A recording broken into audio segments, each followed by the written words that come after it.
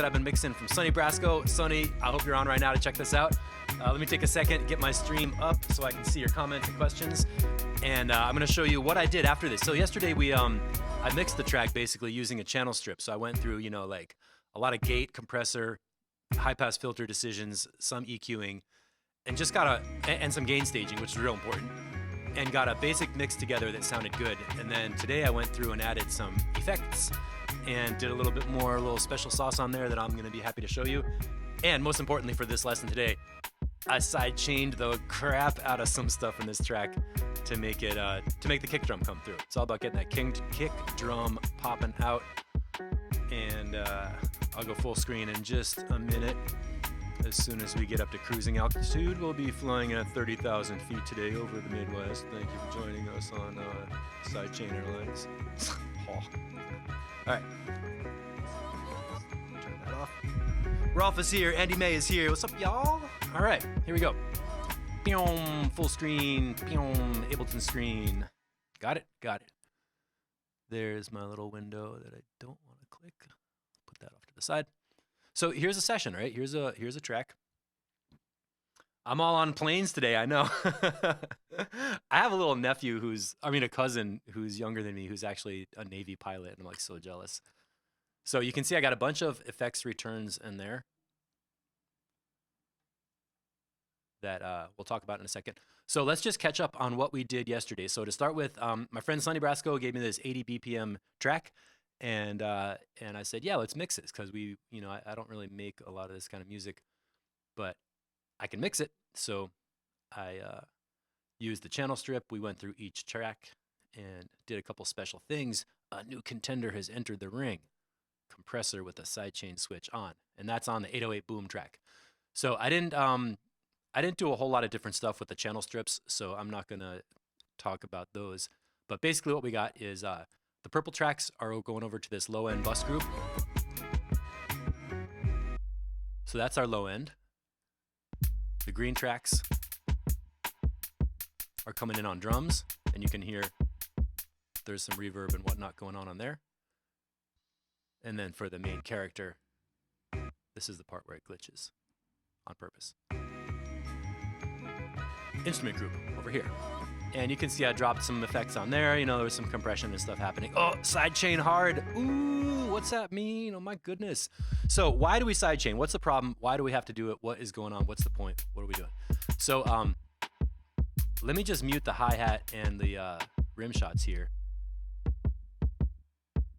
and identify the sounds. And remember, I have a master channel thing on here that's loudening up. So I'm going to turn off my master channel. Sorry if the levels go all over the place. I'm going to turn off my master compressor and just work with volume in the broadcast so you can hear, because this is a volume kind of a lesson, so I don't want to be compressing it on the output. So that should be coming through. So there's the kick drum, and then the 808. I better loop a section where these are both playing. Might help for the illustration if we can actually hear the drums that we're talking about, Steve. Loop in the arrangement. 8-bar loop. There we go. So now we have 808 on this track. The copy of the kick drum that's doubling, so the 808 low boom actually has a bump on the front. And then we've got these kick drum layers that are popping in between that make a nice... It's nicely rhythmic, so that there's like 4 kick drums in the mix, but they're not all happening at the same time. These 2 purple ones are exactly at the same time, which is cool because they get blended together and make one unit. And these other 2 happen at the same time, and they pop in between to make another layer. So right there at the end of that boom, those kick drums come in when that boom is still tailing off. So we don't really need a sidechain on there because that sound is already trailing away. But I thought, hey, why not drop it on there and get it going? So listen carefully. I want you to hear the boom. You can see when those kick drums hit. You hear that?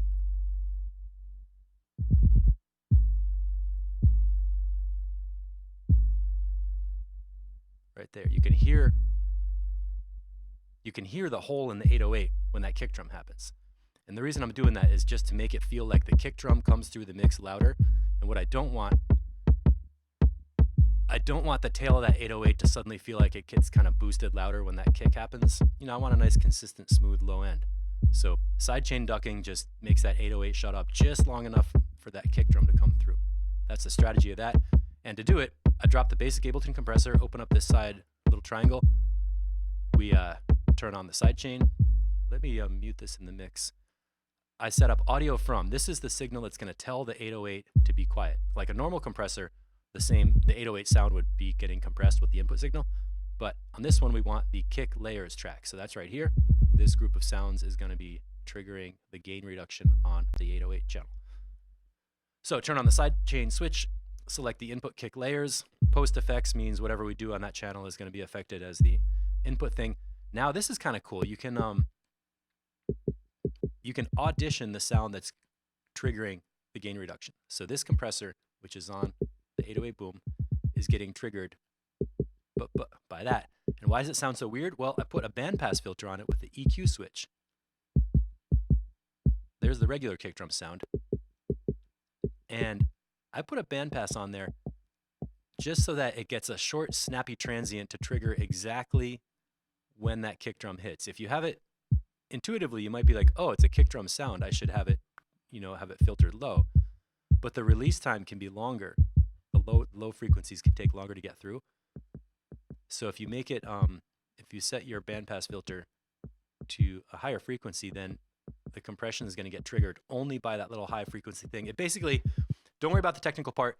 The effect we're going for is we want a really accurate rhythmic sidechain compressor, so it only ducks the gain right when that kick drum is happening, and then it lets go and gets off it. You don't want something like this, where the gain comes in and stays reduced a long time, because that's going to wipe out the volume of the whole 808, and it's going to defeat the purpose of sidechaining. So you want, with your sidechain compression, you want a pretty short release time to make sure that that the sound you're ducking doesn't just get erased completely. Let me know if that makes sense. That's perfect. You hear a little bit of a duck in volume when the sidechain happens. And structurally, notice that I put the sidechain compressor after everything, after all of my other utilities and tools and compression and EQ. I want to basically have a finished sound with that channel strip and then take the sidechain and duck afterwards. What would be wrong is if I put the sidechain compressor all the way at the beginning of the channel strip, it's going to make that little like whoop, whoop, whoop, whoop when the kick drum hits. But then if I compress it again after that, it's going to basically undo the volume of that ducking. You know what I mean? Like you're carving out a hole in the kick drum or in the 808 boom. If you compress it again afterwards, you're going to like level that hole back up and defeat the purpose of sidechaining. So put your sidechain compressors last after all your dynamics control. Matt's Moreland, hey, what's going on? Nice to see you. Put your sidechain compressors last in your effects plugins and do all your other mix processing or sound design before that. That way you can get a nice rhythmic pulse. So there we go. That is just sidechaining. I don't need a sidechain on this one because that's just a little bump at the front of the 808. So let me know if you're good so far with the 808. Type in 808 if you understand the sidechaining so far, and let's look at a more like a creative place where we can use that.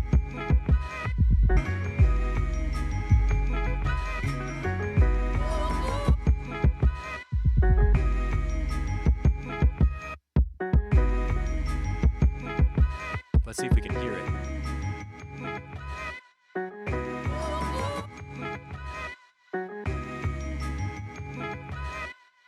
Hear that?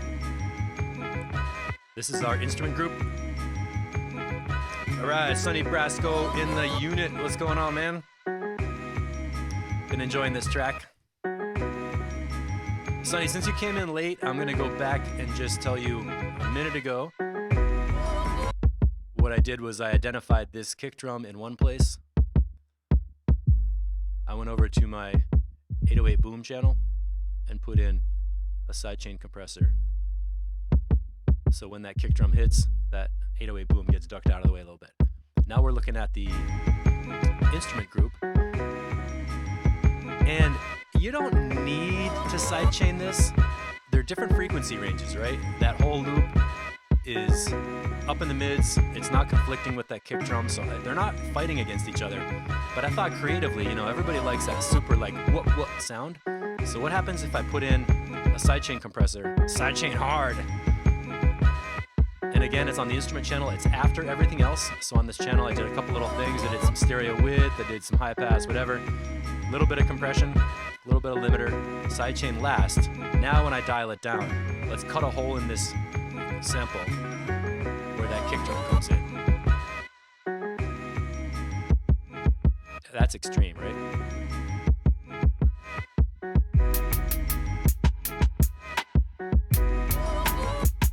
Now that's too much. So what I like to do is dial it way down, make sure I'm really hearing it. Okay, and let's look at what are our settings here. Well, the ratio is like 15:1. That's a high ratio. That's basically limiting more than even compressing. Attack time is short, 16 milliseconds. When the kick drum signal comes through, I turned on the sidechain switch, selected kick layers to be the source that's causing the gain reduction. That's our kick drums. Like my little beatbox. And you know, you turn on the sidechain switch, pick the source, which is going to tell the compressor when to duck the volume of that sound on the instrument group. Turn on the EQ switch to filter it, so we can identify, okay, that is the right sound, triggering it. High ratio, short attack, short release, meaning when the kick drum comes through, a short attack will tell it, start ducking that sound fast. And short release is like, as soon as that kick drum is gone, get off it, let the volume pop back up. I like to crank the threshold way down and, you know, solo the sound I'm listening to. And now it's so clear. You can really hear it. You can hear like, oh, what if I change the ratio? Oh, low ratio means less gain reduction. Okay, well, I want a lot of gain reduction. Let's go short attack.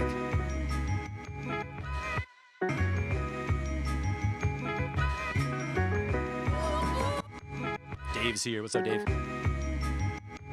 And remember with sidechain compression, well, with any kind of compression, really short attack time sometimes can make a little bit of a click or make a little bit of a problem.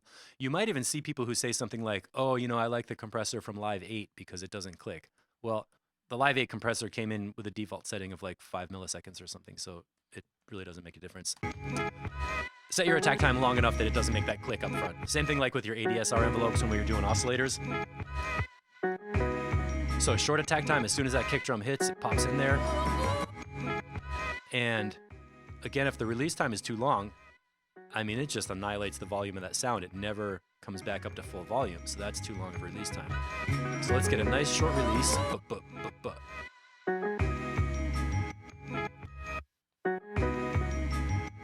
Works for me. And now watch this. I'm going to undo that and bring the whole beat back in. And now I'm going to dial it down. I'm going to dial it down.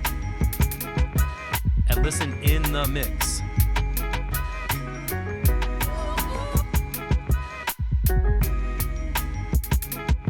And the weird thing is that when I'm listening to it, I'm not going to hear that sample really disappearing.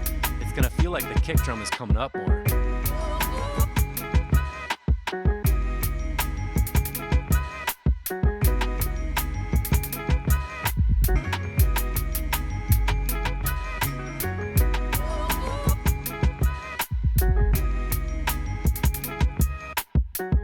Let me know if you can feel that. What I'm going for is getting that instrument group to just duck enough that I feel it's like a pulse with the kick drum, and I can feel that kick drum snapping through, but it's not like, that's too much, right? That's like, Really good compression and side chaining just glues it together like a zipper, and you hear everything continuously, and you don't really feel like there's like you're missing anything, you know what I'm saying? So I'm happy with that. That's my sidechain settings. If you want to take a second and take a screenshot or copy these or write them down or get them tattooed on your wrist, don't do that. That's what I did so far today, and next up, I think I'll just dive into effects, because sidechaining, honestly, it's kind of like just peeling a cucumber before you put it in the salad. For me, it's not something that should take a million years of listening and working on. It should be kind of just like, oh yeah, that's what you do. So what do I do with effects? Well, the low group is mono, and I put on my channel strip, kicked it into mono. I think I did a little bit of almost nothing. Tiny bit of compression. Didn't even EQ it. I'm happy with that sound right there. These little fellas over here got some love. So there's our dry group. Let's hear the dry group in the mix. And that works. I mean, it's a beat, you can hear it, it's there. So first I just did some basic utility stuff, a little bit of width. I used the high pass filter not to cut anything away, but just to make sure I had an idea where it was and there wasn't any stray bass coming through. Touch of compression, little touch of gain on the limiter, very minor effects on there. But look what's happening over here. That drum group is up on D. D says parallel compression, so we're gonna look at that. And before we even get to the parallel compression, what's over here on A?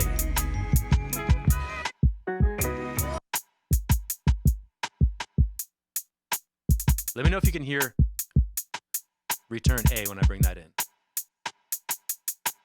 And where is that coming from? I'm looking at the sends right here. I look all the way across, a scan. How many tracks have send knob A up? Well, the rim shot and the hi-hat. Not even the kick. I don't want reverb on my kick drum. I want the rim shots. I want these hi-hats going in here. So I dropped a convolution reverb. I love the Max for Live convolutions. They just sound so nice. You can work with the Ableton reverb if you want to. You can dial in sounds like that, but I like this one. I go to the presets called Made for Drums, and then you can hit these little arrows right here and audition them. But honestly, if you listen to reverb by itself, they all sound good. So what I did was, again, I drop it back in the mix, crank up the reverb a little more than I need, and I start listening for ones that sound good in this track. And you can hear that there's gaps in the beat. And at that little gap where the sample is pausing, I want to hear the reverb continuing. So I chose a reverb with a long tail that I could hear in between the gaps of the sample. You see what I'm saying? And a little note on routing. I have the reverb going back to the drums channel for a couple of reasons. One is that if I mute the drums, that reverb is gone. For practical reasons, just to get it so it's all in one place. But also, now that the reverb is coming into the drums channel, in this channel strip, if I do some more compression and add more makeup gain, guess what? I get more reverb. So instead of turning up the reverb channel, let's set that down a little bit lower. Instead of cranking up the reverb return level, one thing I could do is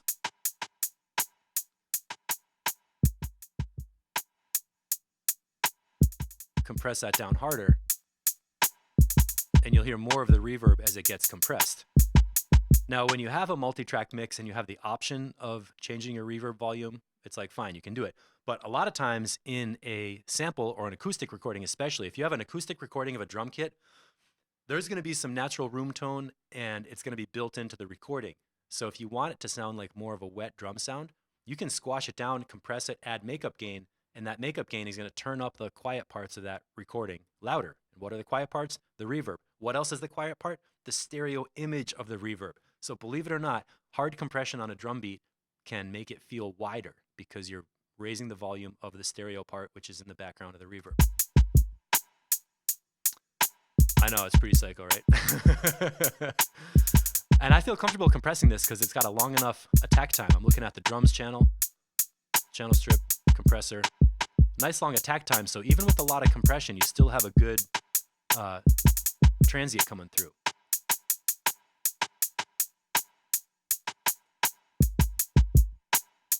So long attack time prevents you from over compressing it. Let's not jack that up too loud. Andy May says, I love a good flip and you nailed it. Yeah, man. That's a good point too, is that when you have a sample that's really inspiring, it kind of just tells you what beat it needs, and you just lay in the samples, and you're done. You know, it's I mean, I don't know what Sonny did, but I'm guessing he probably sampled that record and sat there being like, yeah, that loop is in the groove, right? And then you imagine, like, what kind of a pulse does that need? What if it was like, I don't know. Everybody has their own process, but it's a lot of fun sampling records and putting in beats to work with them. So what are we doing? We put in some reverb, and now I wanted to get experimental. I found this effect that sounds really good with chorus, where it makes it like kind of doubling.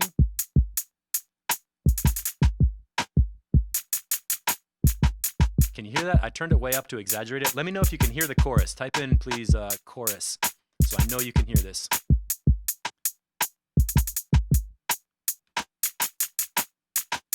And that's pretty extreme settings. So you know, that's more than we're going to need in the mix. And you hear like up here, it's almost like a double echo of the beat. Andy, thank you. So something around here.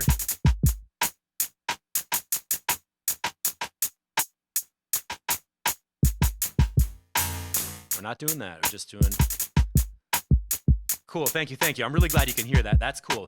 So now we got that chorus effect happening, but I don't want so much of it. So I thought, hey, let's gate that thing. And maybe we put the gate after.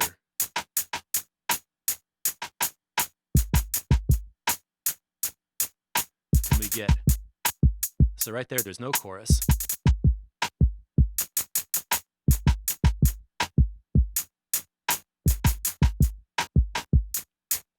And with too much of it in the return, too much volume, the beat sounds a little sloppy.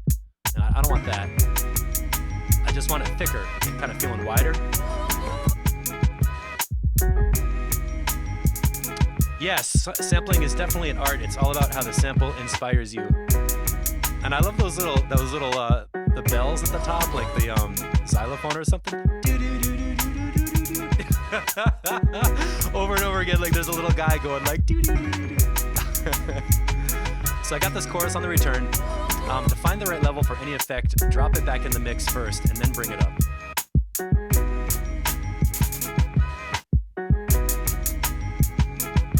So we got the reverb.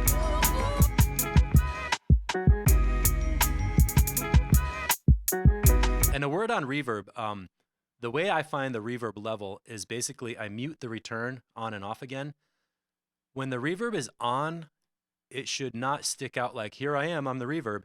You should just feel like you're listening to a drum beat. But when you mute it, all of a sudden it should be like, oh, something's missing. So let's see if it's at the right level. So right here, it's in. I can kind of hear that it's there.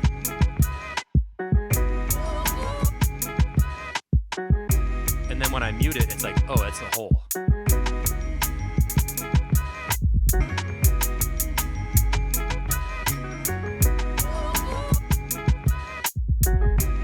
So what I'm saying is if you take the reverb out, the mix should suddenly feel like something's missing. That's how I go to find the right level. It's easy to put in way too much reverb, but on a scale of 1 to 100, I think around 11 or 12% is where I would usually put the reverb back when it was like a wet, dry mix in numbers. You know, if that helps, I don't know. So now let's bring our chorus effect in, do the same thing.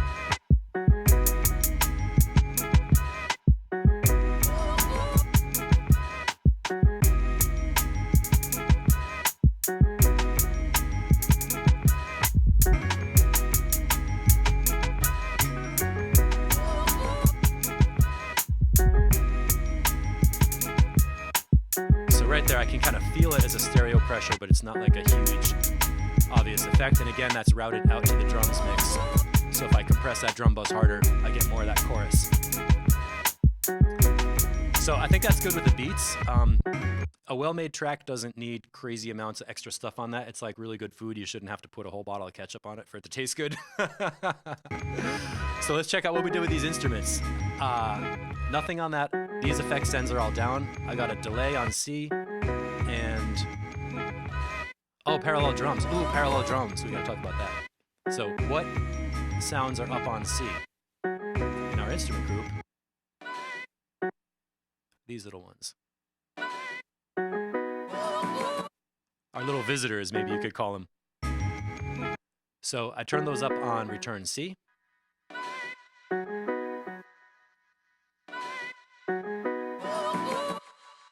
You know, I just put an echo on there.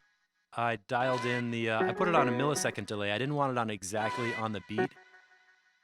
I wanted just some echoing space around there because those sounds, those three visitor sounds, they're cool, you know? And I specifically did not put the main sample into this delay because that sample's in all the time, and when I tried it, it got all washed out and there was too much and it was all on top of itself and it got smeared, like bleh. So just those little visitor guys.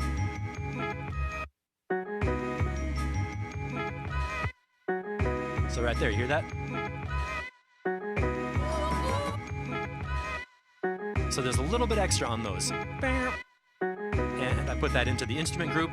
So this effect is routed to here, which means when I hit this channel with the compressor, I'll get a little bit more of that effect return volume, and it all hangs together as one sound. Let me know if that makes sense. Type in delay. Oh, Sonny say, yeah, really cool, doing a good job. Thank you, thank you, thank you. Glad to hear that. Let's move on to our parallel compression on drums. And that chorus is probably even a little too much right now. Focus on parallel compression. What's going to happen? Oh my God. That's crazy. Over the top drum bus right in effect, man. Oh my goodness. So what's going on here? So drum bus is a new plugin for Ableton 10 that it does some cool stuff. So I put on the compressor switch, so it's going to hit this beat with a compression first. Now we've got some drive with like a medium level of clipping. Added some crunch on there. Not too much. One of my favorite parameters is this dampening that takes down the high end on it, so it's more like a pleasant fuzz instead of like a real distorted one. And this transient switch I love. I better get the effects in there. The transient one lets you pull out the transients to make it more like a gated rhythmic thing. Or in the other direction, it's going to pull up the level of those effects. And the boom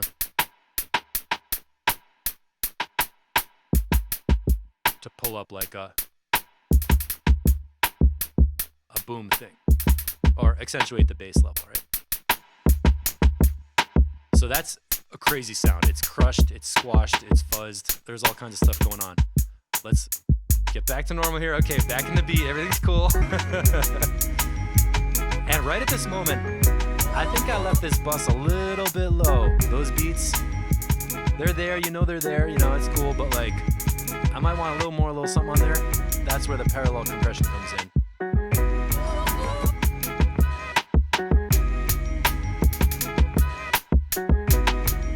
So when I bring in that D return bus,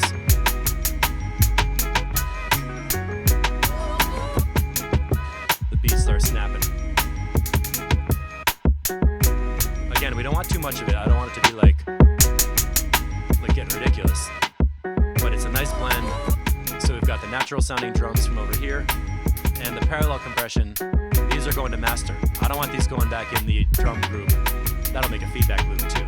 I got the whole drum kit coming from the D send, which means the basic drum hits and the reverb and the chorus are all going into this bus, coming to the D send, going back out to the parallel channel.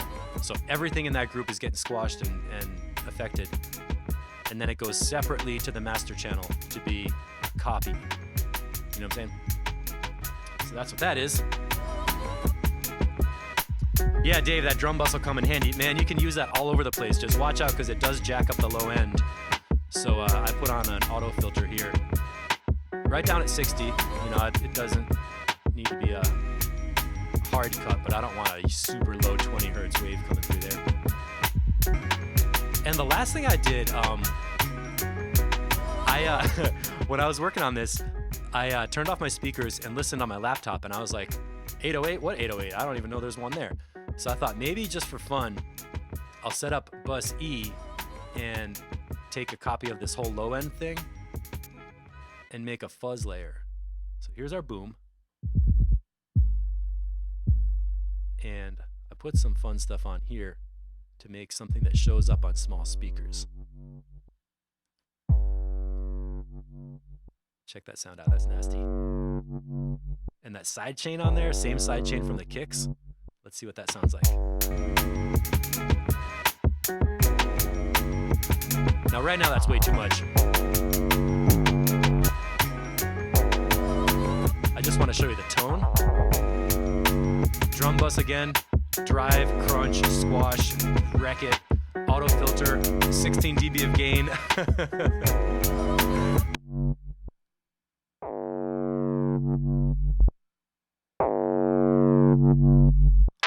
One by one. My techno producers are gonna like this sound. Bwomp.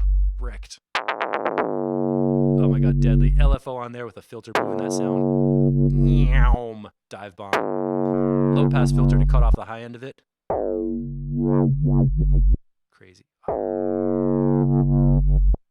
It's clipping in the red over here. I wanted to bring that down, so I hit a utility on there. Take it down a bunch, and then what? And this is a sound that you could really spoil music with this sound. A Gorilla 808. Oh, man, totally.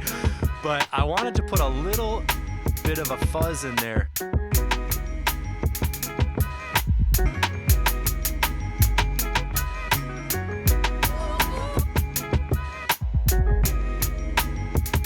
So it's just in the background. It's going out to the master bus. It's not going back into the 808 channel. And this is one of those things where it's going to help it show up on small speakers and on the phone. And honestly, with a client, if Sonny was coming in my studio, what I would do is I would play the mix first from here.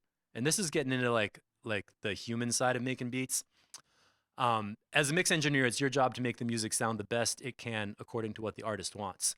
And then if you add your own extra stuff later, that comes next. So what I would do is I'd be like, Sonny, I got this beat. Check this out. I would play it right here. None of that chorus in there, none of that 808 buzz. And make sure he's cool with it so far. And then if he wants to tell me, put the drums up or whatever, we could talk about that first. And then the next step is I could be like, hey, I did some stuff to make it what I think would be cool. Might be my preference. Let me know if you like it. And I bring in this guy. And I'd be like, yeah, I did a little chorus, a little bit of a stereo widening on the drums and kind of just show why I did it and how it sounds. And say, hey, do you like that? Is that all right? Because it's their music. You can't just go chopping it all up. And then I'd be like, also I had this idea. I want to run it by you. Tell me what you think. Check this out. I brought in the Gorilla 808. Ian said, what frequency are you fuzzing? Are you asking about the buzz on E? I don't know the answer to that. I didn't pick a specific frequency exactly. Like it's going from about 200 to 900. These two sort of form like a bandpass filter. And then the point is that when you're showing the whole mix to your client at the end, you don't start off by being like, oh, check out this sound. Does that sound good? Because they're going to be like, what did you do to my track, So there's always a process of back and forth communication to ask, here's what I did. How do you like it? Here's a little change. How do you like that? And then by going, sort of step by step, you can arrive at an agreement where they can say, okay, I really like this part. Maybe that's too much on the other part. Take that back a little bit. So this is not going to be my final mix, but we'll get there to the final version. That's something that we're all happy with. And most importantly, the artist doesn't feel like they gave their baby to somebody that, chopped it all to bits. And I think that is pretty much as far as I got with this track. I did a couple of little EQ points in, just minor EQ points here and there in the rest of the stuff. But y'all didn't really miss much. The last thing is on my master channel for our broadcast, I always like to put in a little bit of a compressor, level boost, and a limiter, so that as I'm listening to it, it's got kind of a more level output. So tell me what you think. That's it. That's what it's all about.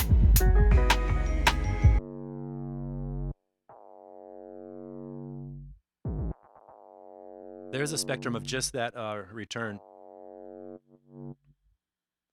And that might even have too much low end in there. I don't know. Oh, you know what we should do? So because we're all on quarantine and everything, I decided to make a whole bunch of my lessons unlocked, which means pay what you want, which means you can grab them and use them. I want you to use them. If you're the kind of person who wants to come into a website and download every single thing, you can do that, but I want you to use it. It's just like if you're at a party and there's a lot of food, take the food you want, but eat the food that you take. So this lesson is called How to Do Sidechain Compression. This is the Mixotexture members site right up here. I can put that link in the replay. And this is a hands-on session lesson where you download an Ableton project that opens up with... Did that track just get to the end? Oh no. I want to have a soundtrack for this speech. This is an Ableton project that opens up with instructions, examples, and activities. And the examples actually have... Oh shit, no screen. Okay, Andy, thank you. You know why? I think... Okay, let's go to my preferences. I think I had the preferences only set to show Ableton instead of current application. Yeah, man. Oh, good, working it out together. Let's make sure that's coming through because I do want you to see this. This is, come on, monitor screen. Dave said, sounds good. Are your snares passing through the drum bus with the kicks?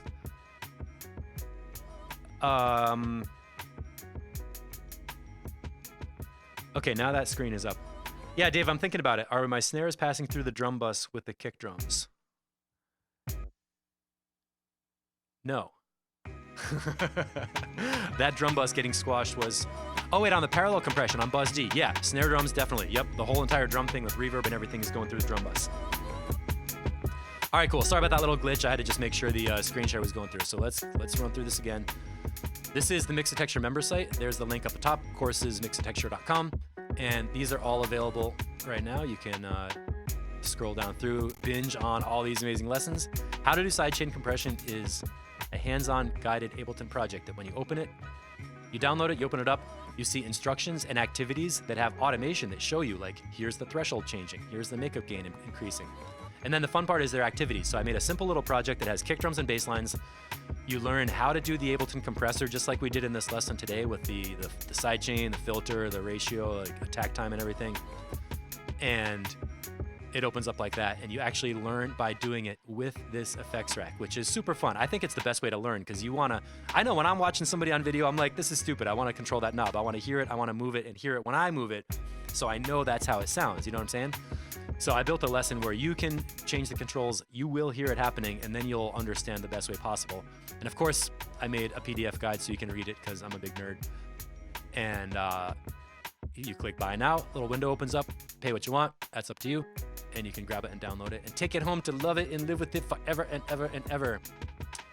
How do I get back to camera land? Here I am in camera land. Thanks for watching, everybody. This is so much fun, man. Taylor said, yeah, the whole kit's going to the drum bus send. Right, thank you. So this is fun. This is my favorite thing to do. I got to mix a new track. Did you hear that last sound? Wow. I got to mix a new track. I got to mix somebody else's music. I got to show you some standard tricks inside a new setting, a new tempo. It's not just like another thing of like Steve's music. And I like doing this. So anybody who's watching this on replay, you are absolutely welcome to send me a project file of audio stems. The only thing that I ask is that you send me audio files. It can be an Ableton project or something, but I don't want to have VSTs that I don't use, or I open things up and it's the wrong preset, or it's, you know, I want to make sure I'm hearing the thing that you want it to sound like. And then if you send me audio files, also disable like your master channel, and on every channel that has a bunch of EQ or filter or compressor, disable that stuff and just send me the sounds. So if you have a synth with a bunch of effects in the synth, keep that, because that's the sound design that's like the instrument. But beyond that, don't overprocess it with mix tools, because it's a lot more, it's easier for me to teach if I can show you, oh, this sound really needs EQ, or this sound really needs to have the bass cut out because the hi-hats have too much low in it. I'm totally down with that. If anybody wants to send me a track, send it in. And then, of course, you have to give us permission to play it on live video so we can use it and go through mix tools, mix decisions, gain staging. What am I listening to? How do I make these decisions? How do I go through it? What do you do first? What's the order of operations? How do we get to the effects section at the end? How do we do mastering? I'm looking forward to doing some mastering with Andy Malix. Oh, Mats, thank you. A lot of info. Thanks. Yeah, I'm glad you like it. So we are preparing to do some lessons on mastering, which will be like, I'll take this whole session, export it as a stereo audio file with nothing on the master channel, purposely not loud enough. And then bring it into a mastering session and get it to sound good and sound loud. So again, Sonny Brasco, you're the man. Thank you for giving us this track. I'm gonna be out right now. It's about 45 minutes, nice length for today. Tomorrow I'm gonna do something else I didn't decide yet. All right, let me know if you have questions and see you in the group.